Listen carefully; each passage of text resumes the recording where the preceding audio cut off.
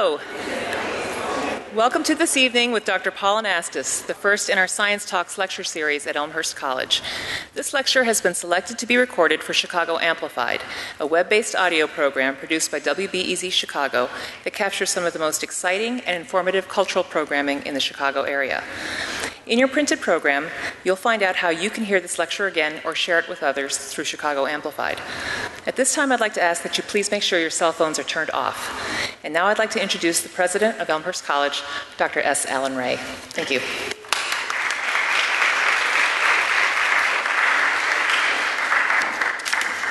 Thank you, Desiree. Good evening, everybody. Welcome. This is the first Quest lecture of the 2011-12 academic year.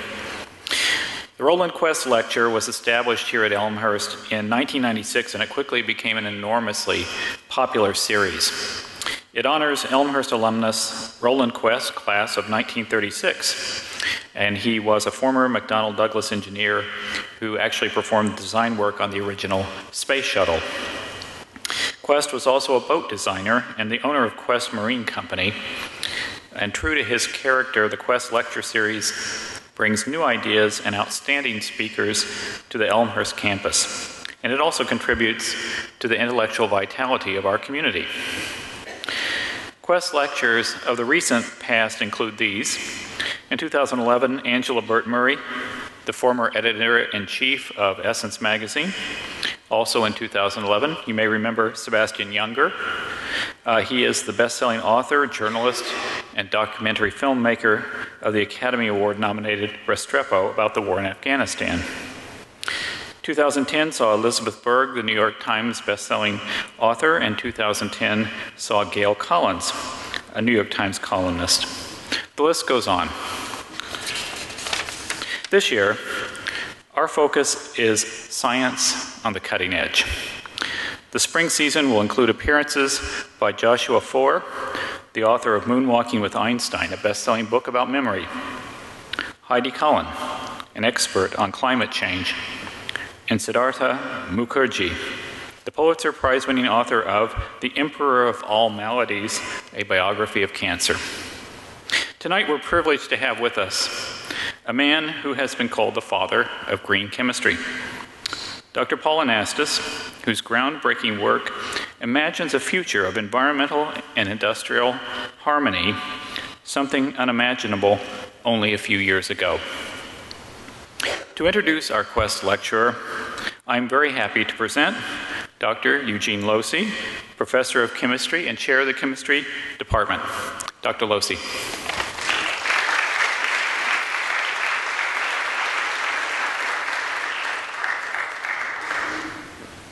Good evening. It's my privilege to introduce our speaker this evening. Dr. Paul Anastas is the Assistant Administrator for the EPA's Office of Research and Development and the Science Advisor for that agency. He is known widely, especially among chemists, as was mentioned, as the father of green chemistry, for his groundbreaking work in research, design, manufacture, and use of minimally toxic and environmentally friendly chemicals. Dr. Anastas earned his BS degree from the University of Massachusetts at Boston and his PhD from Brandeis University. Dr. Anastas has an extensive record of leadership in government, academia, and the private sector. At the time, he was nominated by President Obama to lead the Office of Research and Development at EPA. Dr. Anastas was at Yale University's School of Forestry and Environmental Studies, where he was director of the Center for Green Chemistry and Green Engineering, and the inaugural Teresa and H. John Heintz III Professor in the Practice of Chemistry and the Environment. Prior to joining the Yale faculty, he was the founding director of the Green Chemistry Institute, which was headquartered in Washington by the American Chemical Society. From 1999 to 2004, he worked in the White House Office of Science and Technology Policy, including service there as the Assistant Director of the Environment, for the Environment. Dr. Anastas began his career as a staff chemist at the EPA, where he rose to the positions of Chief of the Industrial Chemistry Branch and Director of the U.S. Green Chemistry Program. It was during his work at the EPA that Dr. Anastas coined the term that we all use now, green chemistry. Trained as a synthetic organic chemist, it's a good thing to be, Dr. Anastas' research interests have focused on the design of safer chemicals, bio-based polymers, and new methodologies of chemical synthesis that are more efficient and less hazardous to the environment. He is also a leading writer on subjects of sustainability, green chemistry, and green engineering, authoring 10 books, including Benign by Design, Designing Safer Polymers, Green Engineering, and the seminal work for which he is known as the father of green chemistry, called Green Chemistry, Theory and Practice.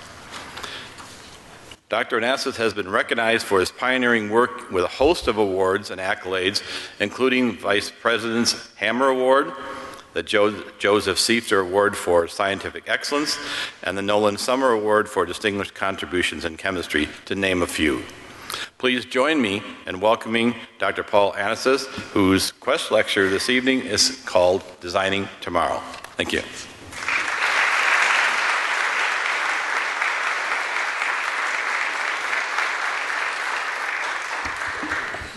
Good evening.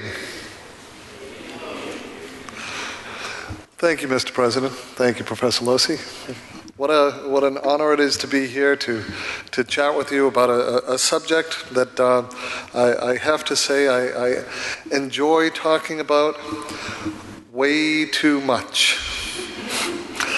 The idea of sustainable design, sustainable innovations, designing tomorrow is something that one can get a little bit carried away with talking about this, and I try to remember the story that General Tommy Franks tells about speaking to a group where he got up in front of the group, and in the middle of his speech, a captain stood up and walked out the back.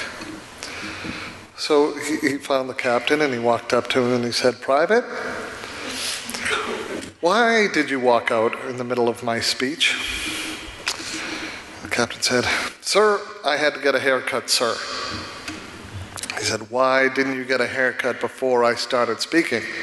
He said, "Sir, before you started speaking, I didn't need a haircut, sir." So I'll be brief. I'll try not to go on and on, but I do have quite a passion and a fondness for this particular topic. And it's something where we can envision how we think about tomorrow as being different from today. We're thinking about the trajectory that we're on in terms of a society and, yes, a civilization, that we may not be on the best, most sustainable path. And so through this, I'd like to suggest that strategic optimism might be possible. Strategic optimism might be defined as not believing that everything just simply will be okay, but that everything can be okay if we take the right actions, and thinking about what those actions might be. So if we could start by having a recognition that all we have in this world is energy and matter. Everything that we see, touch, and feel is the matter that we are surrounded by. This includes the matter that's used to generate, store, and transport our energy. How we go about redesigning the energy and material basis of our society and our economy so that it is fundamentally sustainable is the great challenge of our times. Now, we could have a discussion and a debate as to whether or not we're on a sustainable trajectory, or whether that trajectory is unsustainable. And what I'd like to do is just show you a few graphs that might inform that perspective. And I won't even really need to discuss anything about them.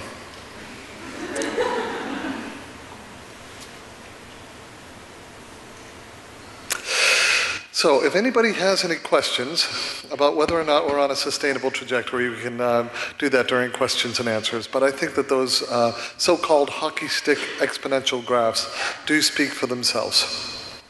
But with a question as complex and as multidimensional as sustainability, sometimes it is helpful to have imagery, to have images that bring it home to us in a way that we can understand, that we can grasp. So just one sliver of this large problem is captured beautifully by Chris Jordan.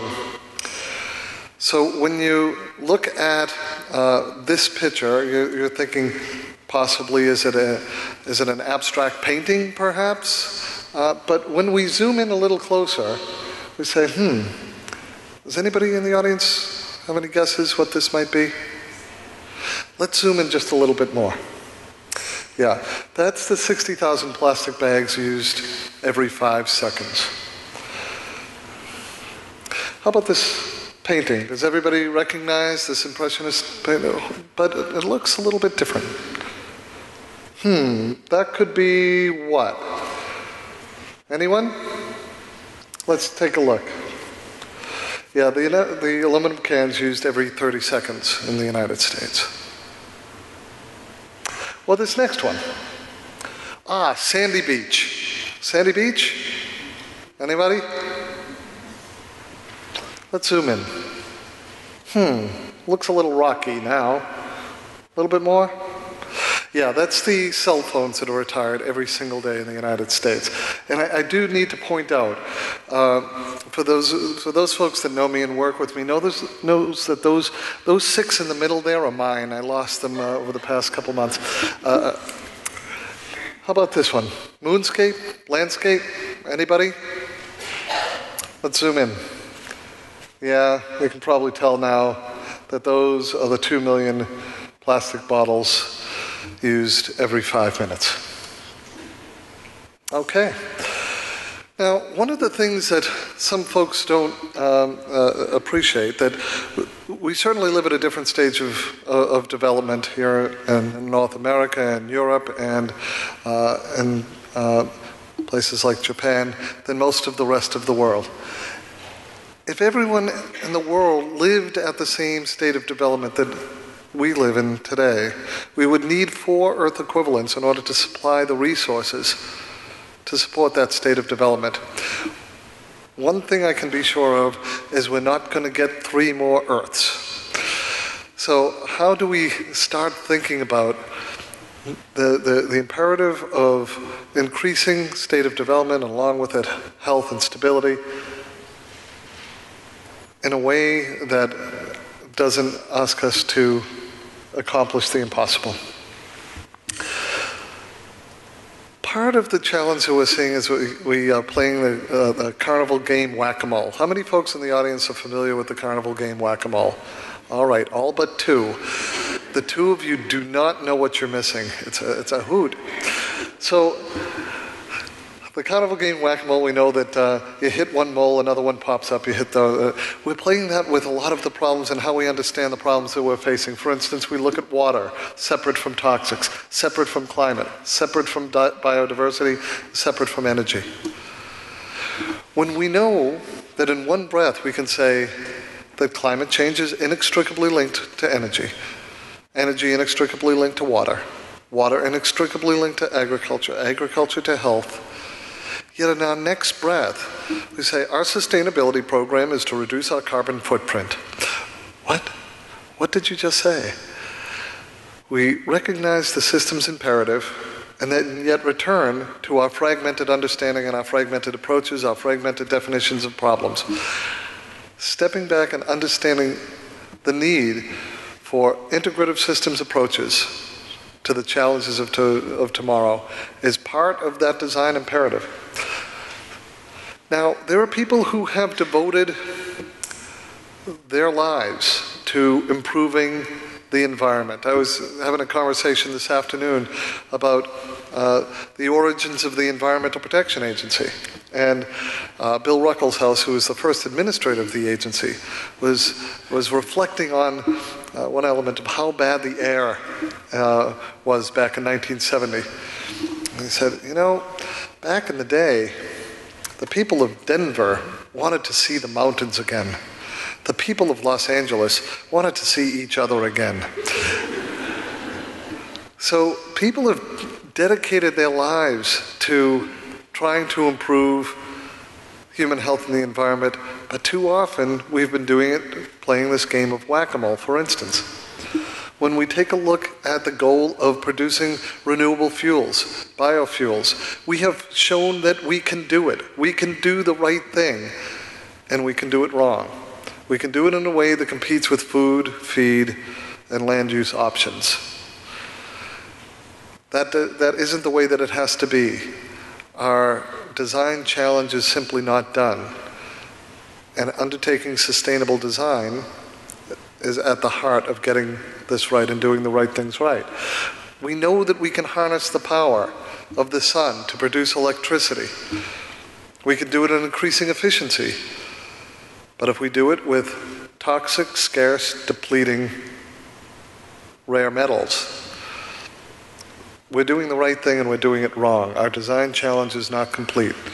When we look at the imperative of feeding millions of starving people, the green agricultural revolution saved millions of lives. But if we achieve increased crop production using toxic bioaccumulative pesticides and fertilizers that contaminate our drinking supplies, we're doing the right thing and we're doing it wrong.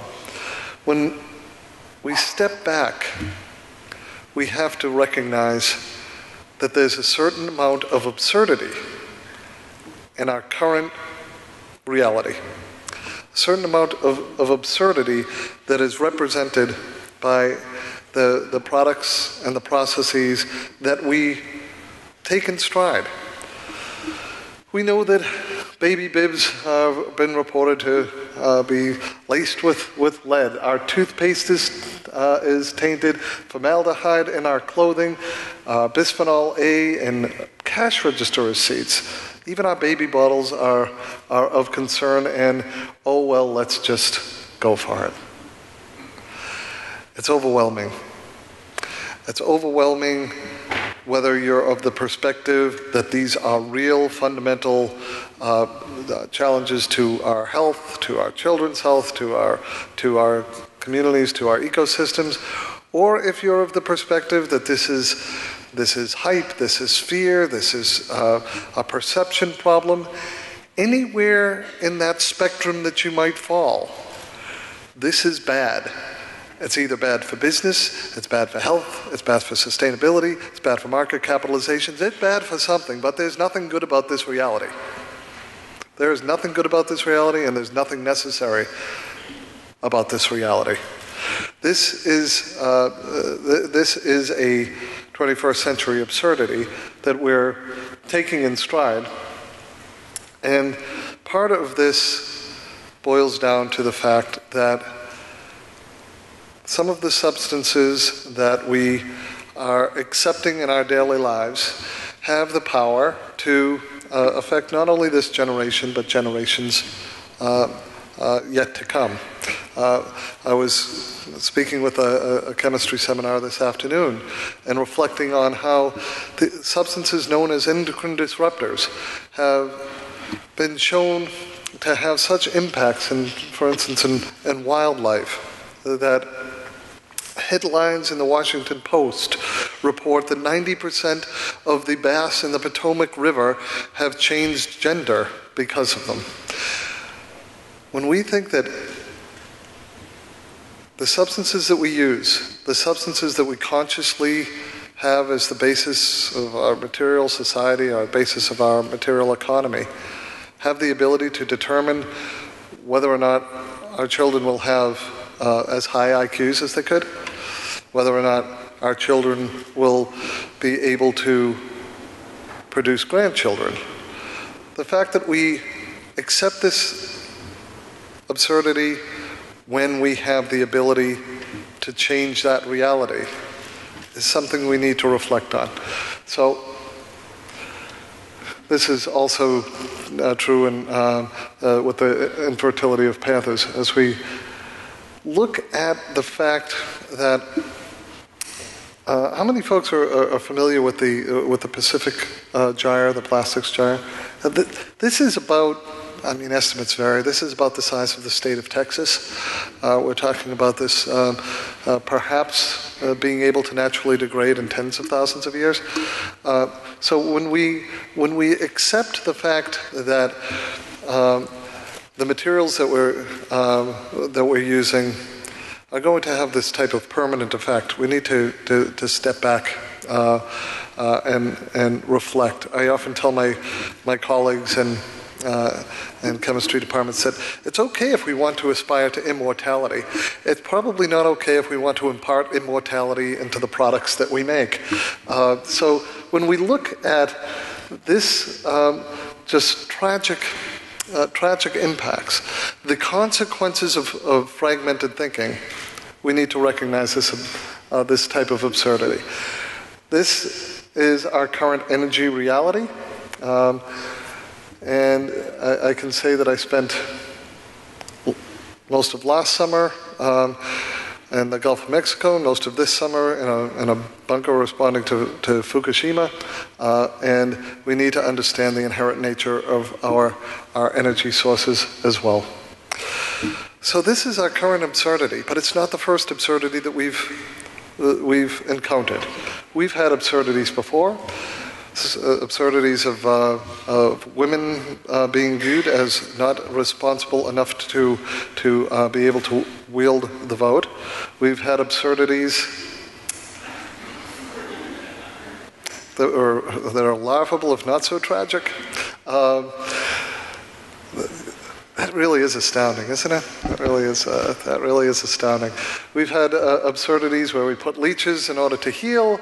We've had absurdities where the Earth is flat, and we've had absurdities where the sun rotates around the Earth. We step back and look at these historical absurdities and marvel at how something so fundamentally false, so demonstrably based in incorrect assumptions, perceptions, could be so widely accepted. In the same way that we look back on the absurdities then, we need to recognize that the same absurdities of today need to go away and become as ridiculous, as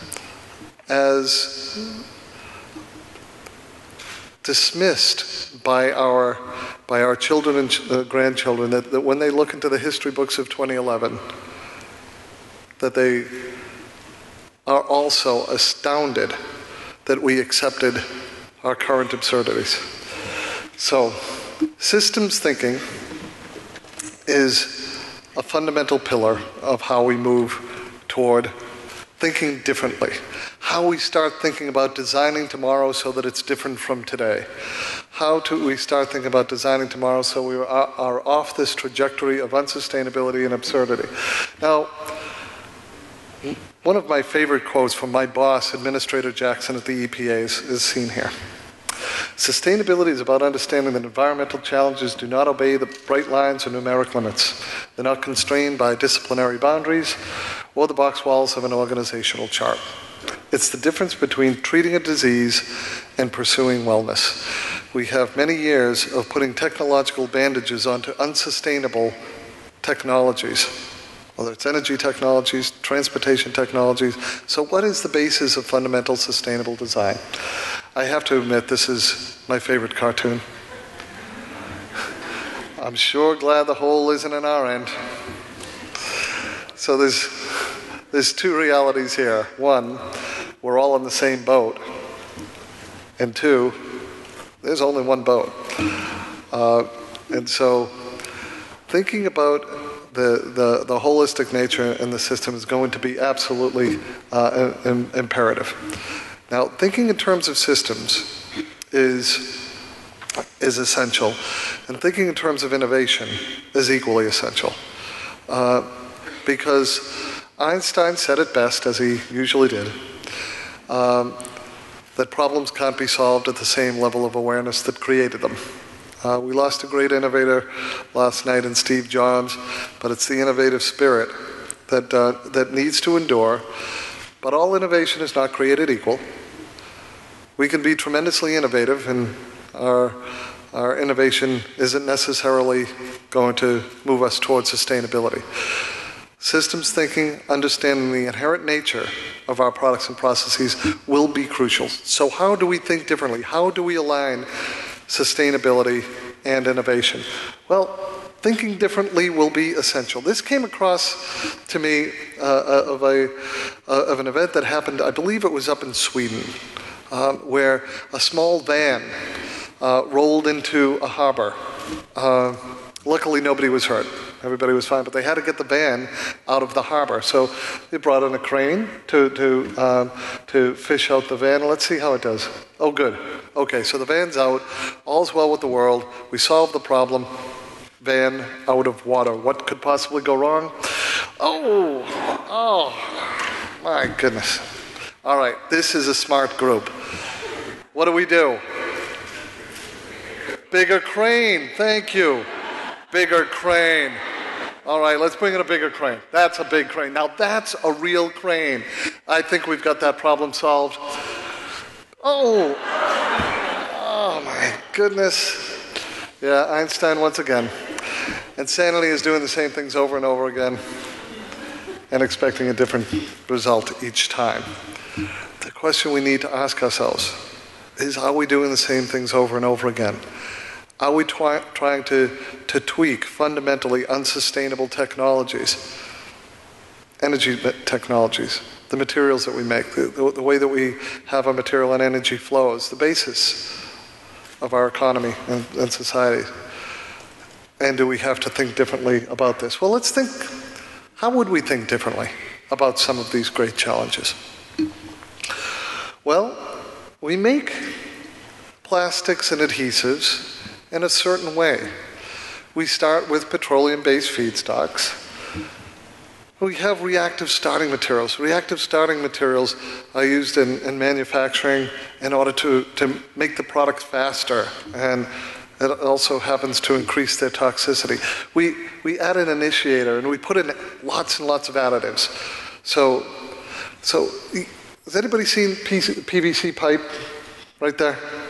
We've seen that. Is it brittle or flexible? Is it hard or soft? It's hard. That PVC pipe is hard. Does anybody know what a rubber ducky is made out of? PVC. Is it hard? No. It's really, really soft. And how does it get soft? By putting in a whole heck of a lot of additives. So these additives that are in there, things like phthalates and other substances, are things that give it new properties, also leach out, sometimes cause a lot of problems. This is true of additives to create strength, color, stability. So we have this idea that the way to modify our materials is by sort of tweaking them, even though we're based on, let's face it, the building block of PVC is vinyl chloride. It's a very toxic substance. We have to ask ourselves a question. Is that how nature does it?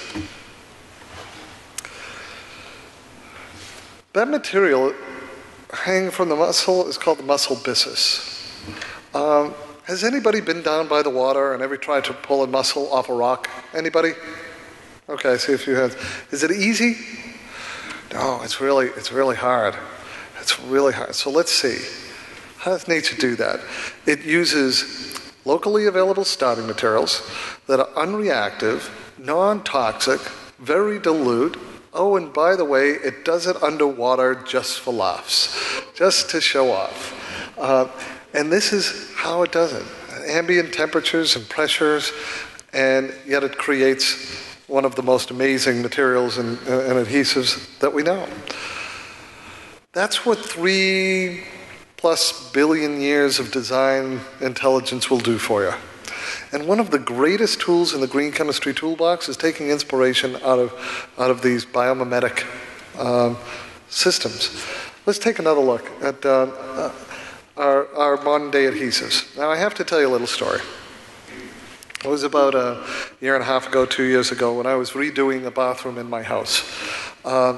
So I'm down there on my hands and knees, and I got the chisel, and I'm taking up the old tiles. Folks have done this. You know, it's not easy getting up the old tiles, is it? Scraping up your knuckles, cursing and swearing and saying, why in the name of, I hate this. And so all of a sudden, I start feeling woozy. And I read this little label that's on the side of there, and it says, only use in a well-ventilated area. If you don't, that will be bad. So I pass out, and I wake up feeling rather silly, bloody knuckles, and all of this. And I guess while I was unconscious, I had this dream about how nature does things and how nature might be able to and that's how nature does adhesives. So can somebody tell me this is the gecko. This slide is not upside down. It's right there on the ceiling. Can somebody tell me what chemical adhesive this gecko slathers on its feet in order to stick to the ceiling? Anybody? Nothing. Thank you. Nothing. That's not how it does it. It doesn't need to slather on a chemical adhesive. So how does it do it? Yeah, it has millions of submicron keratin fibers that use weak force interactions called van der Waals forces in order to create a certain surface tension and allows it to stick there on the ceiling. Now, when it wants to walk, to pick up its foot, it takes out its chisel and it starts, no. That's not what happens. That is not what happens. It can pick it up, it can walk, it can do it just fine. You got all the adhesion you need, you can break the weak forces. So what's my point? Is it certainly better for the environment than using a lot of the chemicals of concern that we use in order to make our current day adhesives, and it's environmentally better in this way and that way? And certainly. Is it just simply a better adhesive? Yes. That's what innovation is all about. And so when we think about this, we say, fantastic, we figured it out. Gecko feet are the way to make adhesives. So all we have to do is harvest the geckos for their feet. I'm telling you right here and now, it is the official position of the U.S. Environmental Protection Agency that we will not tolerate gecko harvesting for their feet. I mean it. I'm serious. So what do we do? We don't get the gecko feet. We learn from the gecko. We're inspired by the gecko in order to create gecko tape. This is now a commercialized product. A square centimeter on the hand of this Spider-Man statue is allowing that meter-high statue to adhere to this ceiling. I don't know if it's a glass ceiling trying to break through, but you can put it on and off and on and off. This has been commercialized. This is taking the design brilliance from nature and getting all of the benefits, yes, to environment, yes, to human health, manufacturing efficiencies, etc. But it's also just simply a better, more innovative product. The abalone shell. So the abalone shell is twice as hard as many high-tech ceramics and behaves like a metal under stress. What does that mean? When you put it under pressure, it's a little bit malleable, so it's not going to break instantly. It's going to be malleable under stress. Now, it's an amazing material, but when we take a look at how, once again, what its manufacturing process is, it is doing this at room temperature and pressures. It's doing it with very dilute feedstocks, non-reactive, non-toxic, and again, just like that pesky mussel, it's doing it underwater just to show off.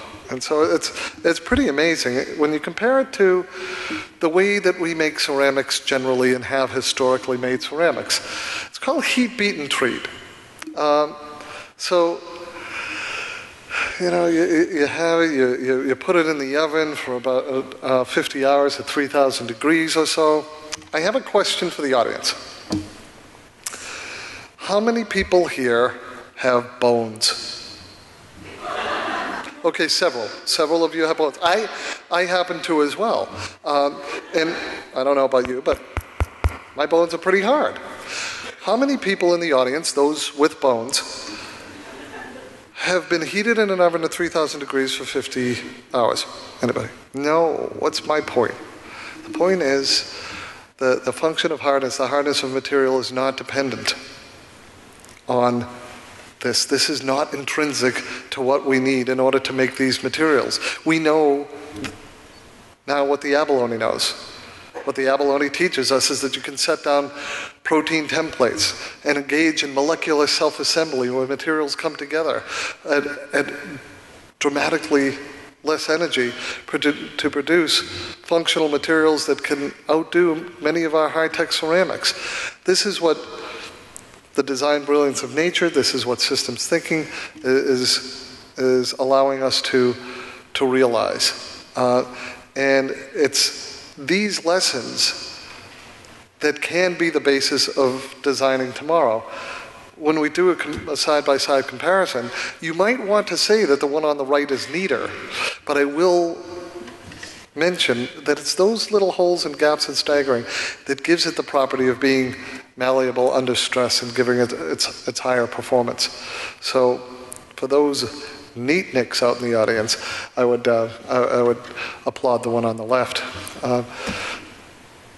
So I want to really conclude, because I want to leave time for discussion and questions, that I started out by saying that all we have in this world is energy and matter, energy and material.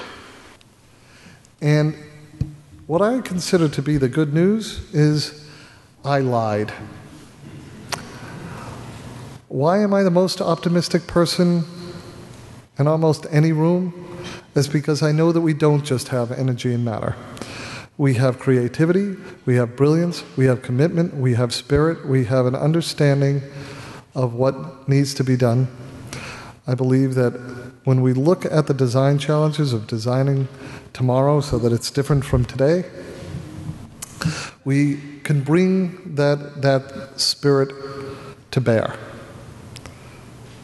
The question is, will we do it with the urgency that's needed? Will we do it with the focus that the unsustainable trajectory that we're on demands? That question is an open question right now. When I think about whether or not even our science and technological abilities are up to the task, I, again, am tremendously optimistic. I think back over 100 years, there was a wonderful, very funny article in the New York Times, front page of the New York Times, that looked at the fact that the population was rising, that the transportation that was used at the time was horses, how the increase of horses was going to result in an increase of the natural byproduct of horses on the streets. And when you project the height of that natural byproduct of horses, people thought they were on an unsustainable trajectory then because it was going to exceed the average height of the average New Yorker. This was at a time when the state-of-the-art environmental technology was a bucket and a shovel. Now, we did not get off that unsustainable trajectory by banning horses. That's not what happened. Science and technology intervened to change the equation. Science and technology intervened to move us off that trajectory through innovation. When I think about the fact that in 1921, the president's son went out to the south lawn of the White House, to the tennis court, and played tennis without wearing socks under his tennis shoes, and that he received an infection in his toe, and that for the next several weeks, the American public listened to the radio to find out whether or not the president's son was going to survive this infection in his toe, and that he did not. And that reality would not happen today, could not happen today, because science and technology intervened to change the reality, to change the equation. When I think about the fact that every phone call made in the year 1985 is made many-fold over in one day today. When I think about the fact that in the year 1995, every email sent in that entire year is made many times over in one day today.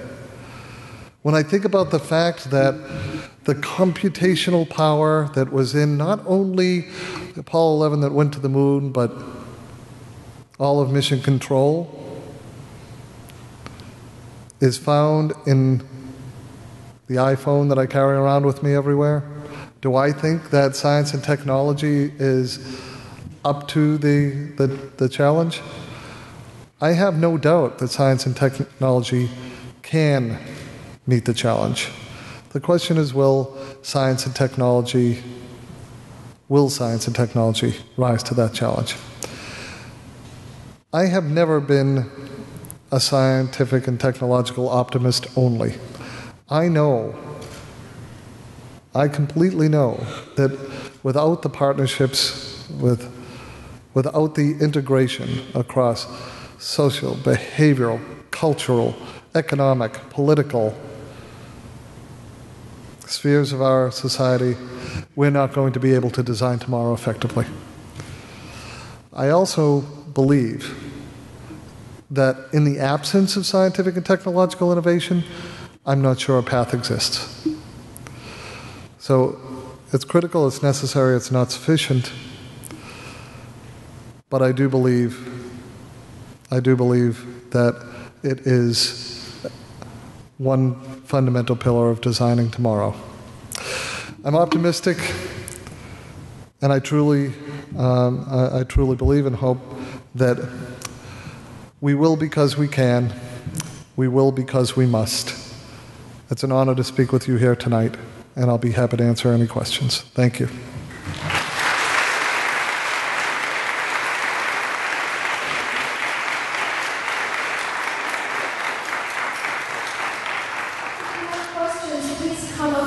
Two mics that are here in the front of the room.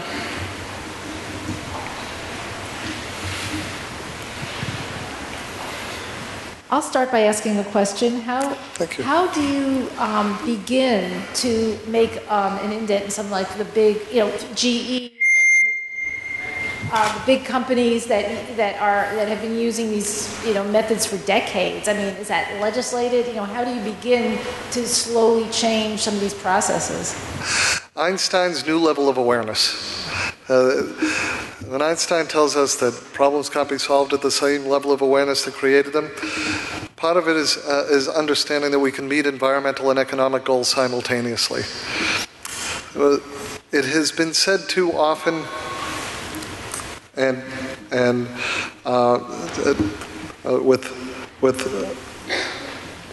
with tremendous falsehood, that we can't have economic and environmental benefit at the same time.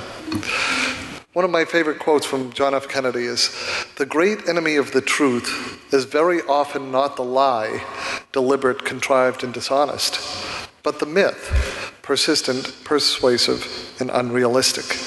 The myth that we're confronting today is that the products of modern society, the products of a developed nation, the products of modern life, can't be achieved without using toxic substances, without depleting our limited resources, without using finite sources of energy. That myth is being belied by sustainable innovations every day. Green chemistry, green engineering. And so the way that you move, whether it's large corporations or it's large universities or it's large governmental institutions, is by raising that awareness, by understanding the new awareness of what's possible. When people become fully aware of what is possible and that you can have these synergies, and it's not just a trade-off, that can act catalytically. I often, one of my favorite adages is that the Stone Age didn't end because we ran out of stones. We need to understand the power of innovation and innovative thinking and invention, and incorporate that into our designing tomorrow. Hi, I have a little bit of a lead-in, but there is a question at the end. The President's son story, people in China and India still die from simple infections. There's been a huge battle over the Kyoto Protocol here in the U.S., and I wanted to know, what is the U.S. doing to ensure, because we can't just help the U.S. The global climate problem is a global problem. If we just help the U.S., we'll still fail. How does the U.S. cooperate with other nations to ensure that, sustainability for the entire Earth is reached? So I couldn't agree more. There's if the U.S. thinks that acting alone to address global problems is going to work, that's fundamentally misguided. The good news is that so many of these sustainable design initiatives, and this is addressing another myth, so many of these sustainable design initiatives are not appropriate for the developing world because they need to do development first and sustainability second. That is luckily not the reality that's being played out in places like India, China, and other emerging nations. What's happening is they understand that instead of pursuing the same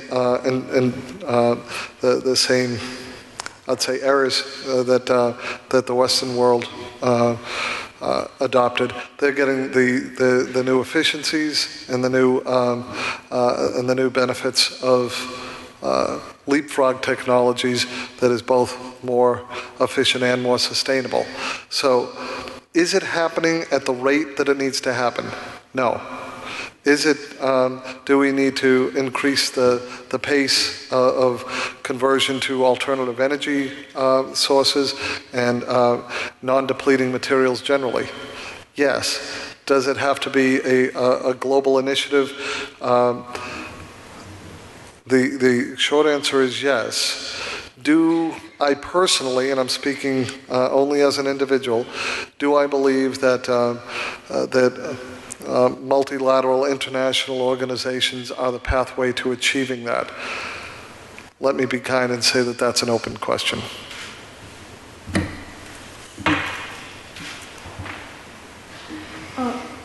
So you said that if the whole world acted, use their resources like the United States, that we would need 4 Earths to supply them. Right. So my question was, what countries are doing the right thing and that are sustaining their countries in a way that's not using up that much energy, and what techniques can we take from them to make our country better?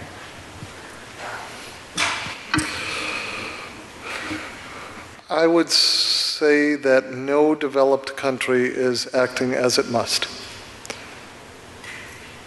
Period. The countries that are probably, by doing a sustainability analysis of material and energy flow balances that are sustainable over time, are the least developed nations where quality of life is unacceptable.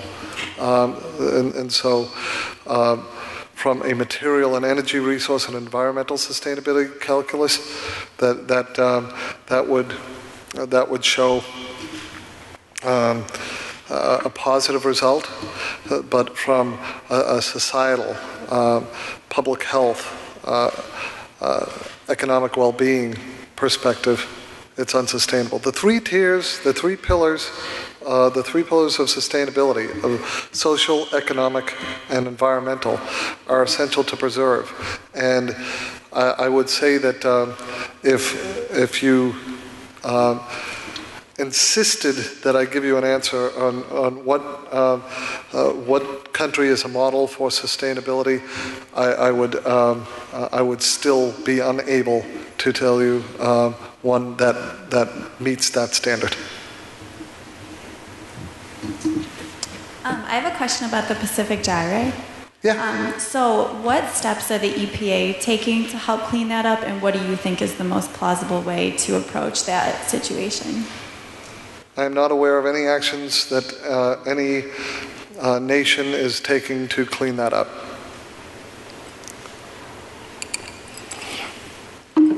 If you view that answer as tragic, so do I.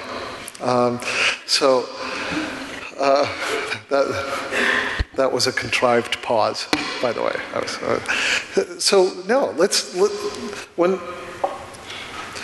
When I'm so harsh is to view our current reality as an absurdity, this is part of that absurdity.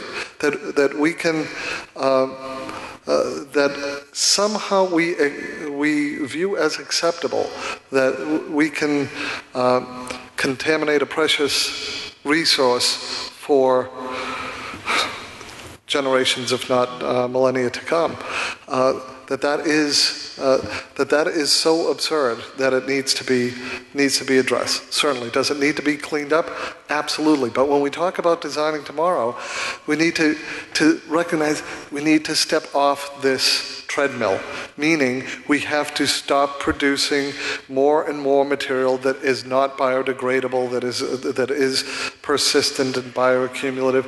And as we were talking earlier in the chemistry department, we know how to do that. Scientifically, we know how to design this next generation of materials. What we need is the imperative, the move to ensure that what we understand as absurd is not tolerated into the future.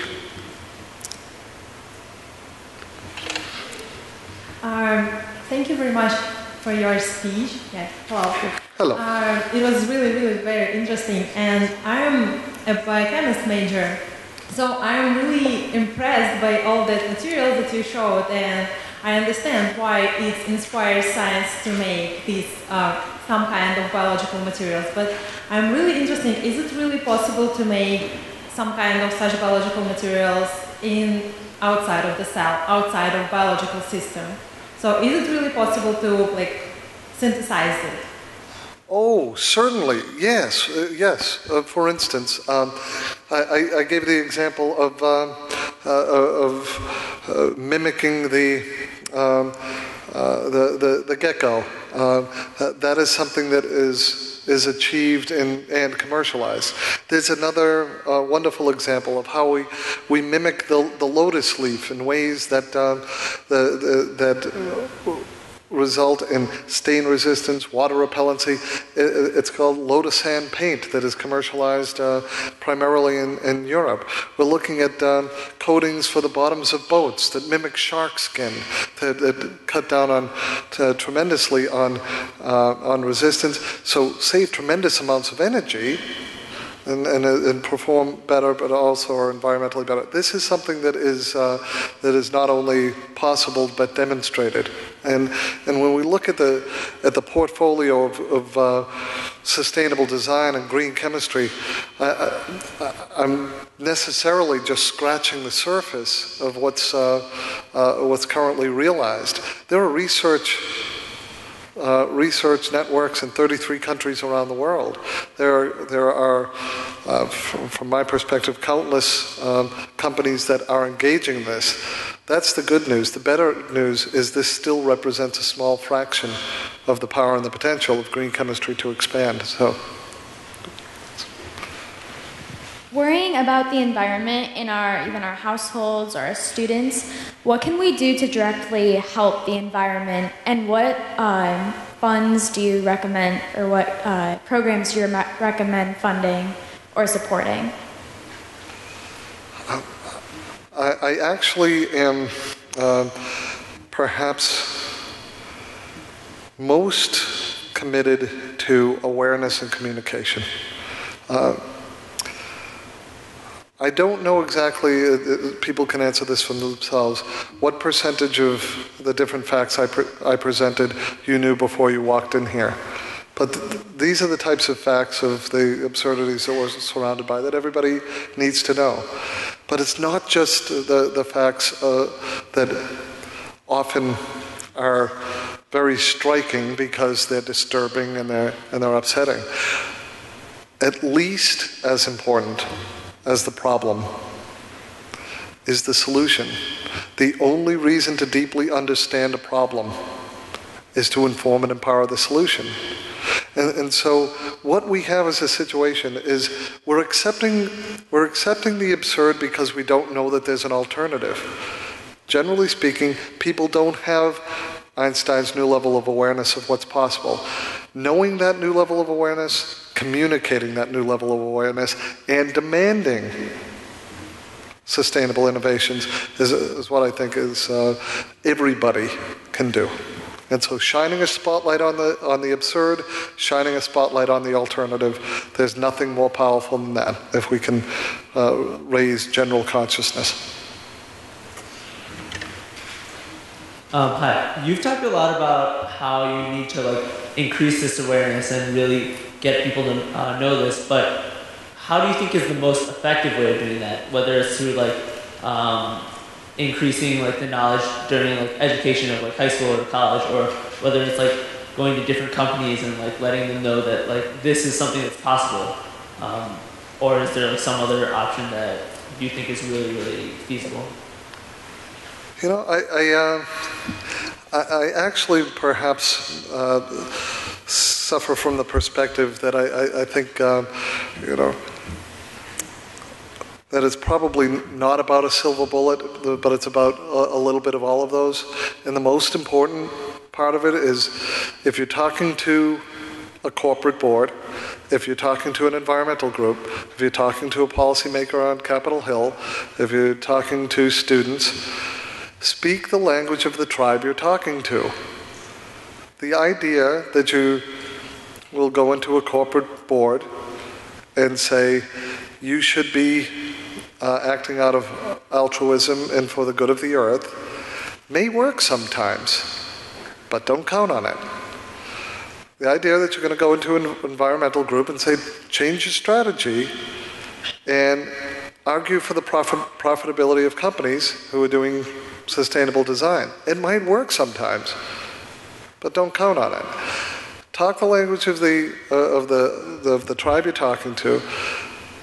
Understand what the motivators for that company, for that congressman, for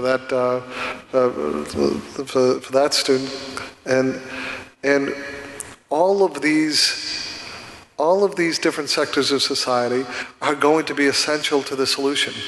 So if I were to say, all we need to do is teach the students, I'd be lying.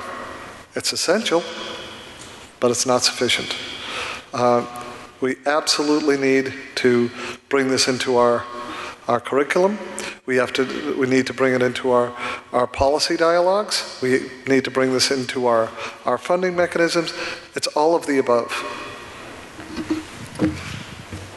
I was surprised by the amount of garbage that was in the Pacific, and I was curious to know, are there any systems in place currently that takes any of the what we consider garbage in landfills and in the water and actually turn them and use them into renewable resources? Besides, I know there's recycling, but there's only certain plastics and such that can be used. But are there any people who are developing more innovative ways to use these as actual new resources? Not just look at it as waste and trash?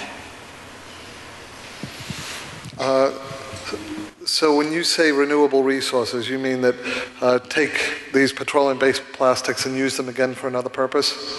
Yeah, there's many different efforts to try to recycle or upcycle or have some kind of beneficial use for used plastics.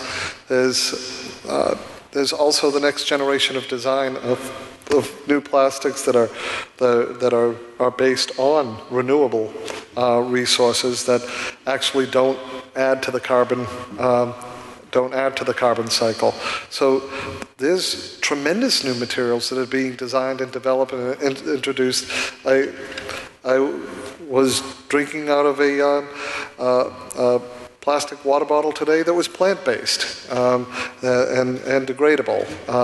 And so that doesn't deal with our legacy issues that we need to clean up, but it does mean that we get off the treadmill of taking one step forward and cleaning up a mess, only to take 2 steps back by keeping on creating the same mess because we're tweaking around the edges and not dealing with the underlying basis.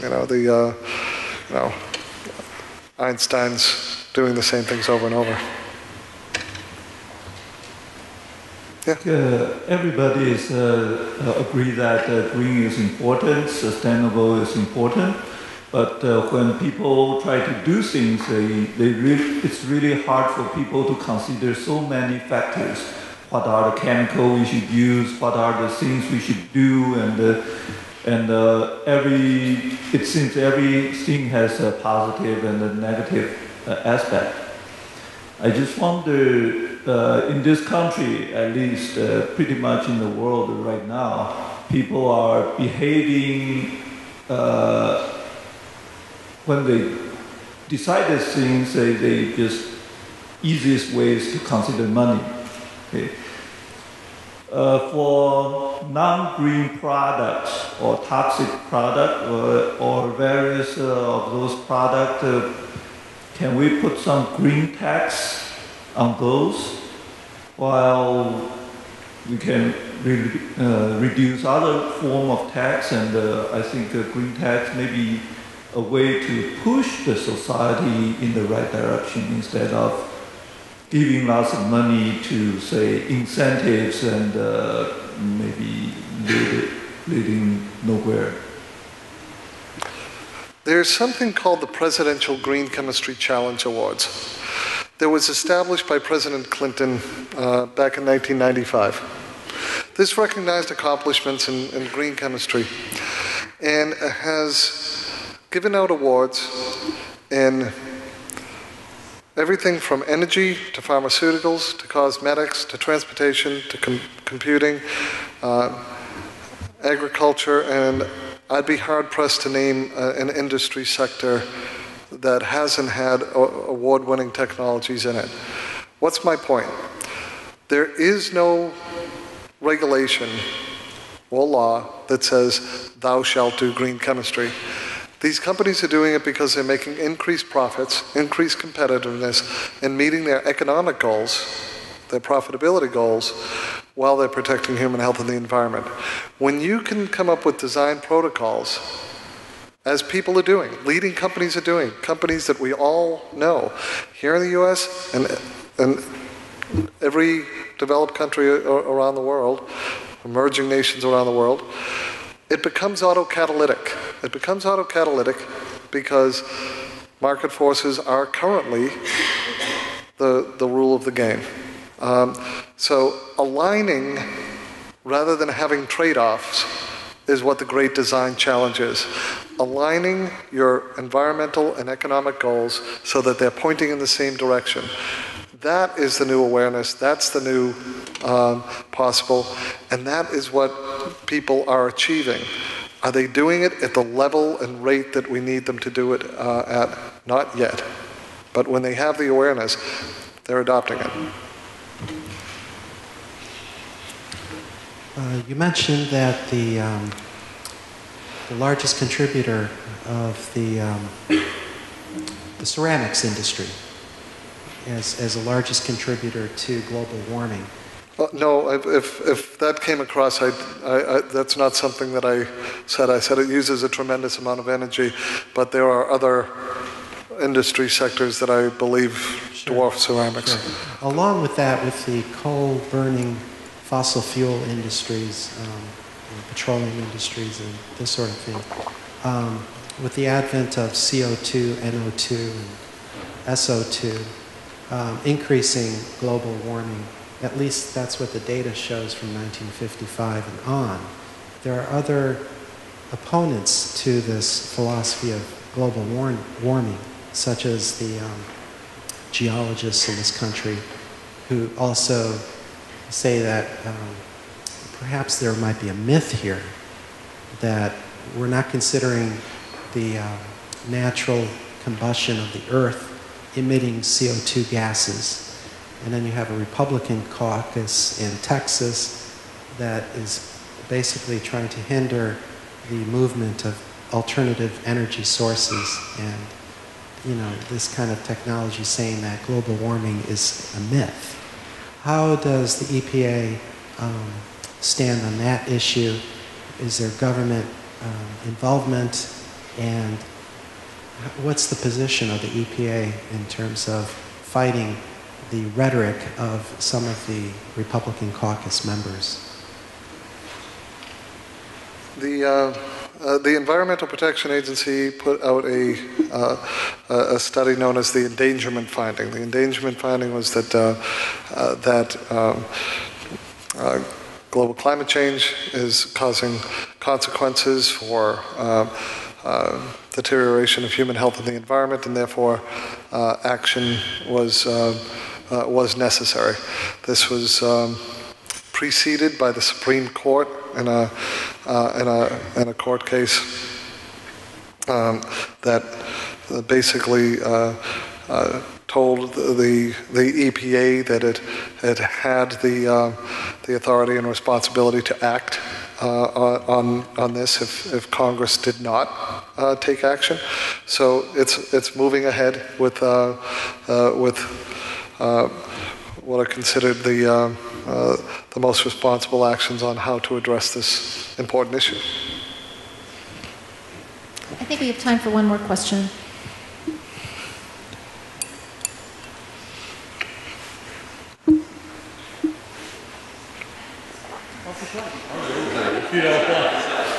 Hi. About 7 years ago, here at York High School, we were fortunate to sponsor an evening with Dr. Larry Koska, one of the recipient of the first Presidential Green Chemistry Award. Yes. And his big thing was that, if it didn't make economic sense, it wasn't going to happen.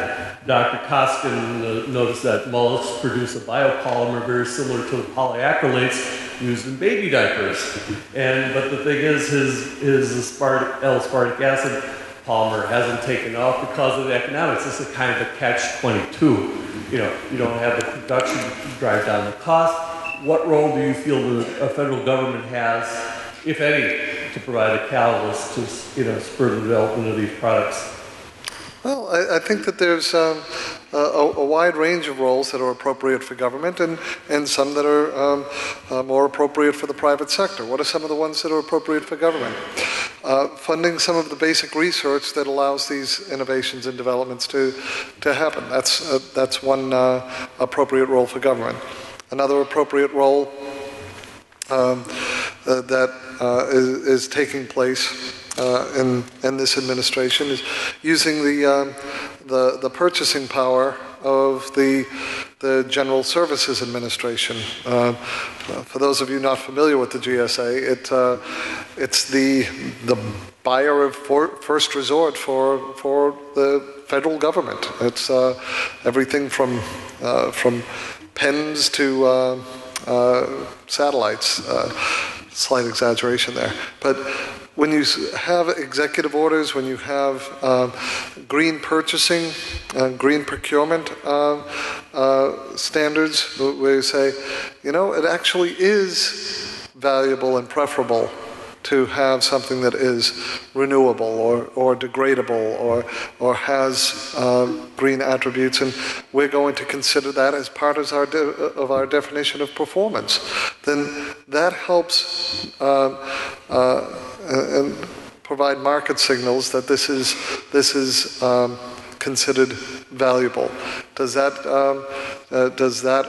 help with companies that are looking to introduce green products to bring the buying power of the U.S. government into the marketplace in a green way? I'd say the answer is probably yes.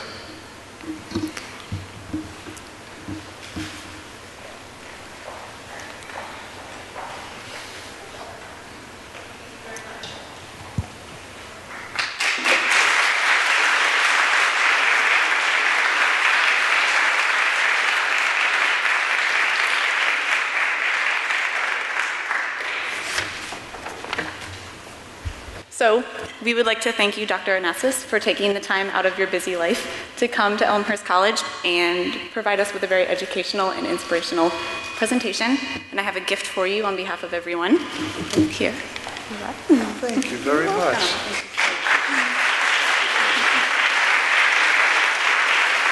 I'd also like to thank the audience for coming tonight and supporting these lectures that we have. I would also invite you and encourage you to attend one of our upcoming lectures, The Meaning of Democracy and Civic Engagement, which will be presented by Senator Mark Kirk on Sunday, November 6th at 7 p.m. Thank you so much for coming. And in order to keep these lectures free to the public, if you would be interested in making a tax-deductible contribution, you will find an envelope in your flyer or bulletins, or you can see any of the students in the lobby with a bucket. Have a safe trip home.